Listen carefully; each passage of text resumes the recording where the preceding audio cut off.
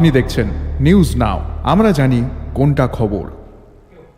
রবিবার ত্রিপুরার শিশু সুরক্ষা ও অধিকার কমিশনের 12তম প্রতিষ্ঠা দিবস উদযাপিত হয় রাজধানীর সুকান্ত একাডেমির প্রেক্ষাগৃহে। অনুষ্ঠানে প্রধান অতিথি তথা উদ্বোধক হিসেবে উপস্থিত থেকে আগরতলা পৌর নিগমের মেয়র দীপক মজুমদার সমাজের প্রত্যেক স্তরে শিশুদের সার্বিক সুরক্ষার কথা উল্লেখ করেন। তিনি বলেন, কেন্দ্রীয় এবং রাজ্য সরকারের দেওয়া শিশু সুরক্ষা নারী সুরক্ষা প্রকল্পের সম্পূর্ণ সুবিধা যেন রাজ্যের প্রত্যেকটি শিশু উপভোগ করে। অনুষ্ঠানে রাজ্য মহিলা কমিশনের চেয়ারপারসন ঝর্ণা দেববর্মন সমাজের বাল্যবিবাহ সম্পর্কে আলোচনা রাখেন।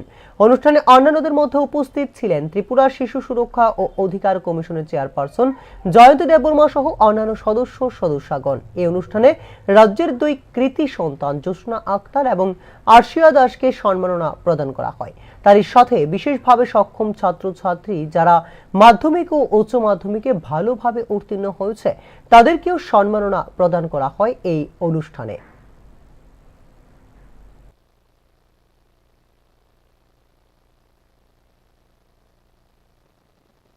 সার্বিকভাবে এখানে অনেকে মিলে গেছে, শুধু শিশু রক্ষা না, শিশুদের বিভিন্নভাবে যারা দিব্যাঙ্গরা কাজ করে বিভিন্ন, এটা সবচেয়ে কঠিন কাজ।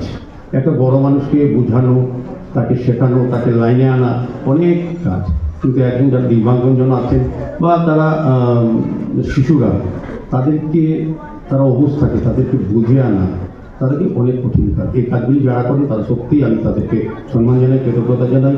আমার আশা থাকবে এই শিশু অধিকার সুরক্ষা কমিশন যেভাবে কাজ করে যাচ্ছেন, এই সমাজকে সুন্দর রাখা, সুস্থ রাখা, যারা আমাদের আগামী প্রজন্ম, যারা আমাদের রাষ্ট্র গঠনের, সমাজ গঠনের এবং সংসার তৈরি করার ক্ষেত্রে মেইন কারিগর শিশুরা, তারা যাতে ভবিষ্যতে সুরক্ষিত থাকে সেভাবে আইনি যে ব্যবস্থাগুলি আছে আমাদের সরকার, কেন্দ্রীয় সরকার এবং রাজ্য সরকার শিশুদের, নারীদের বা মেয়েদের কল্যাণে যে সকল কর্মসূচি ঘোষণা করেছে তাদের প্রকৃত সুফলগুলি যাতে ওই শিশুরা, মেয়েরা পায় এবং তারা যাতে পূর্ণাঙ্গ মানুষ বা নারী হিসেবে পরবর্তী সময় সমস্ত সুযোগ সুবিধা গ্রহণ করে সংসার পরিচালনা, সমাজ পরিচালনা, রাষ্ট্র পরিচালনা অংশগ্রহণ করতে পারে পূর্ণাঙ্গ নারী হিসেবে, সেদিকে লক্ষ্য রেখে কাজ করবে।